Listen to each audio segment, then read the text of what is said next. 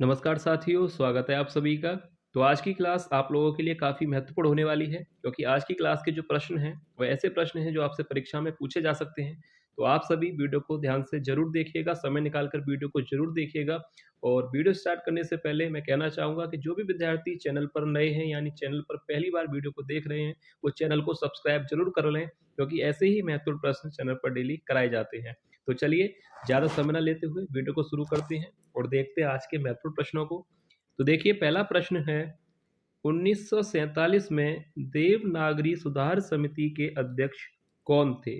Option A Kalelkar, या option B Sampurnanand, या option C Narendra देव, या ऑप्शन डी नरेंद्र कुमार। तो देखिए, इस प्रश्न का राइट आंसर क्या होगा? ऑप्शन सी यहाँ पर राइट आंसर हो जाएगा। याद रखिएगा, देवनागरी सुधार समिति के अध्यक्ष कौन थे? नरेंद्र देव।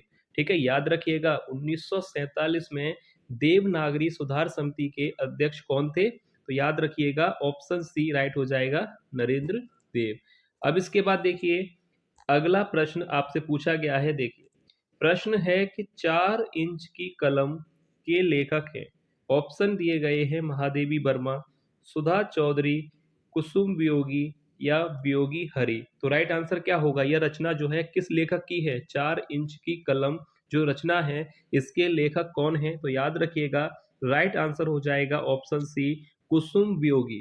ठीक है, याद रखिएगा, 4 इंच की कलम के रचनाकार अगर आपसे पूछा जाए तो याद रखिएगा, कुसुम वियोगी इस प्रश्न का राइट आंसर होगा। अब इसके बाद देखिए, आगे यहाँ पर आपसे देखिए प्रश्न संख्या 3। तीसरा प्रश्न है कि सिद्ध कवियों द्वारा प्रयुक्त भाषा को कहते हैं। यह प्रश्न आपकी परीक्षा के लिए काफी महत्वपूर्ण प्रश्न है, तो इसका जो आंसर है आप लोग ध्यान से देख लीजिएगा। सिद्ध कवियों द्वारा प्रयुक्त भाषा को क्या कहा जाता है? ऑप्शन ए अबहट्ट भाषा, या पिंगल भाषा, या ऑप्शन सी डिंगल, या ऑप्शन डी संधा भाषा। तो देखिए, सिद्ध कवियों द्वारा प्रयुक्त भाषा को कहा जाता है संधा भाषा है। ऑप्शन डी इस प्रश्न का राइट आंसर हो जाएगा। सिद्ध कवियों द्वारा प्रयुक्त भाषा को कहा जाता है संधा भाषा। ठीक है, विकल्प यहाँ पर डी राइट आंसर हो जाएगा। अब इसके बाद देखिए प्रश्न संख्या 4। पहले ही मैं आपको बता चुका हूं कि जो प्रश्न है वो काफी महत्वपूर्ण है, तो आप लोग वीडियो को स्किप मत कीजिएगा, ध्यान से एक एक प्रश्न को जरूर देखिएगा। अब देखिए, प्रश्न संख्या 4 है, ठेठ हिंदी का ठाठ रचना के लेखक हैं। ठेठ हिंदी का ठाठ रचना के लेखक हैं।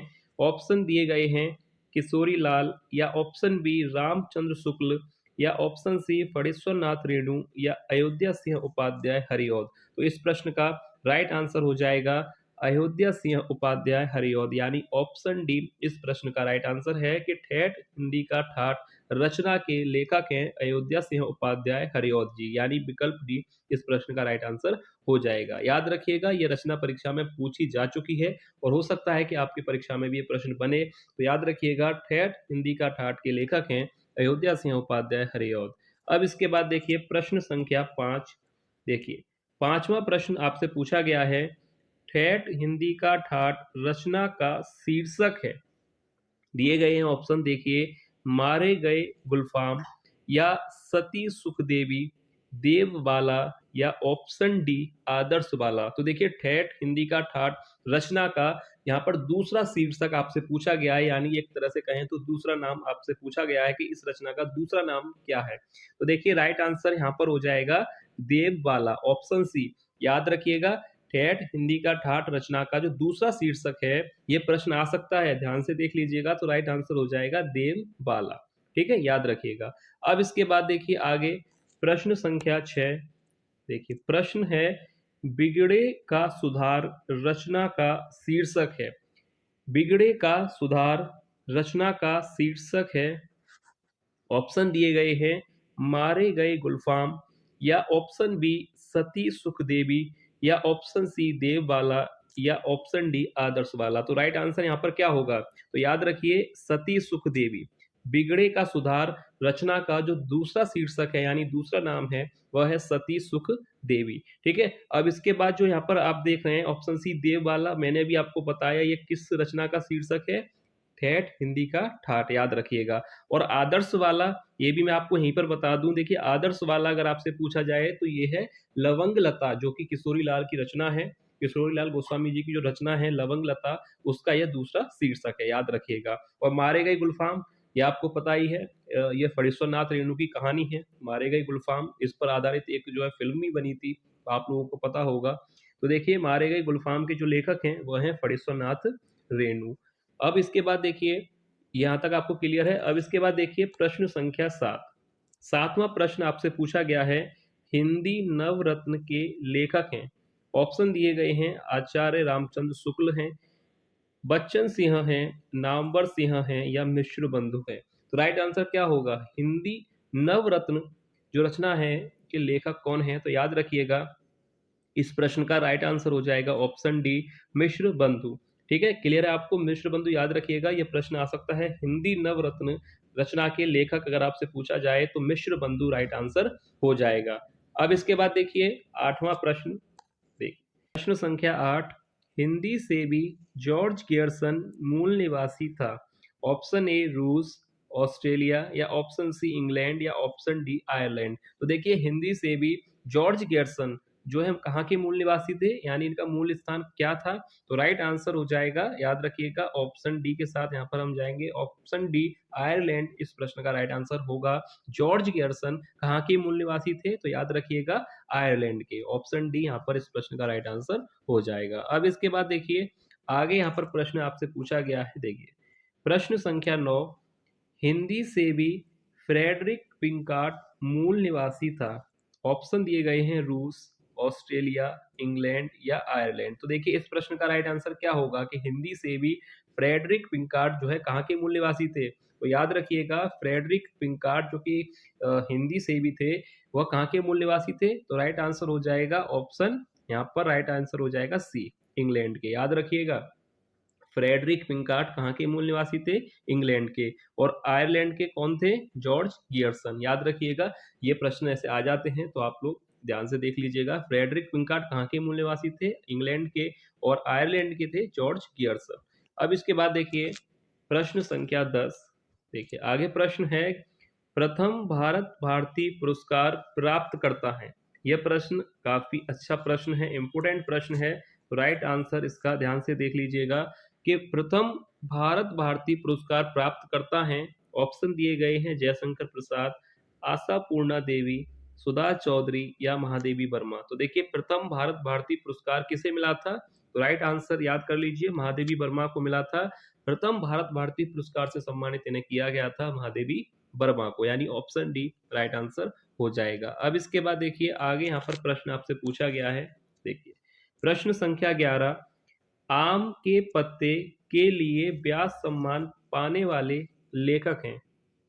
आम के पत्ते जो रचना है, इस रचना के लिए व्यास सम्मान पाने वाले लेखक का नाम यहाँ पर आपसे पूछा गया है। रामविलास शर्मा है, या ऑप्शन बी राम कुमार वर्मा है, राम तरस मिश्र हैं, या राम नरेश त्रिपाठी। तो देखिए यह प्रश्न एग्जाम के लिए काफी काफी ज्यादा महत्वपूर्ण है कि आम के पत्ते जो रचना है, इसके लिए व्यास सम्मान पाने वाले लेखक का नाम क्या है? राइट आंसर हो जाएगा ऑप्शन सी, राम दरस मिश्र, जो कि आम के पत्ते इनकी रचना है, इसके लिए इन्हें व्यास सम्मान से सम्मानित किया गया था। तो याद रखिएगा ऑप्शन सी राम दरस मिश्र यहाँ पर राइट आंसर हो जाएगा। अब इसके बाद प्रश्न संख्या 12, हिंदी से भी वरान्नी को मूल निवासी था। ऑप्शन ए रूस, बी ऑस्ट्रेलिया, सी इंग्लैंड, या ऑप्शन डी मॉरिशस। तो देखिए इस प्रश्न का राइट आंसर क्या होगा कि हिंदी से भी वरान्नी को मूल निवासी कहाँ के थे? तो याद रखिएगा कहाँ के मूल निवासी थे? तो राइट आंसर हो जाएगा ऑप्शन पहला यहाँ पर सही होगा, रूस के। याद रखिएगा, मैंने आपको इन तीनों के बारे में बता दिया। याद रखिए, एक बार मैं फिर से आप लोगों को बता दूं, जॉर्ज गियर्सन कहाँ के मूल निवासी थे? आयरलैंड के। याद रखिएगा। उसके बाद है कि वरान्नी कोब कहाँ के मूल निवासी थे?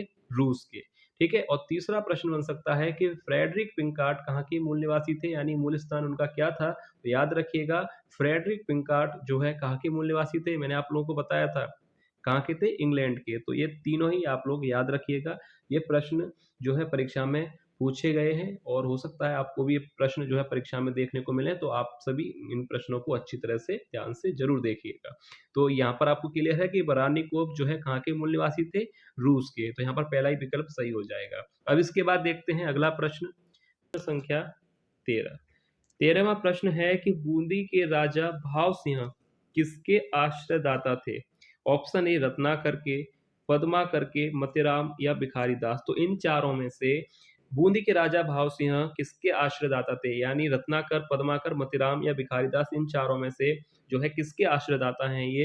तो राइट आंसर क्या होगा? बूंदी के राजा भाव सिंह किसके आश्रयदाता थे? याद रखिएगा, मतेराम के। ऑप्शन सी यहाँ पर राइट आंसर हो जाएगा। याद रखिएगा, बूंदी के राजा भाव सिंह के आश्रय में रहे थे मतेराम, तो राइट आंसर हो जाएगा ऑप्शन सी। अब इसके बाद देखिए प्रश्न संख्या 14।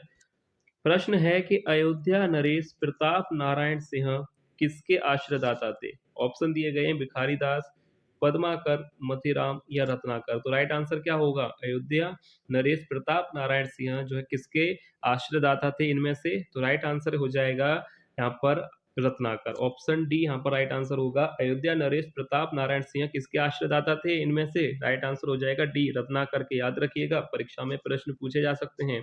अब इसके बाद देखिए आगे देखते हैं। 15वां प्रश्न आपसे पूछा गया है, नागपुर महाराज रघुनाथ राव किसके आश्रयदाता थे? देखिए फिर प्रश्न है कि भिखारी दास के, पद्माकर, मतीराम या रत्नाकर। तो यहाँ पर राइट आंसर क्या होगा?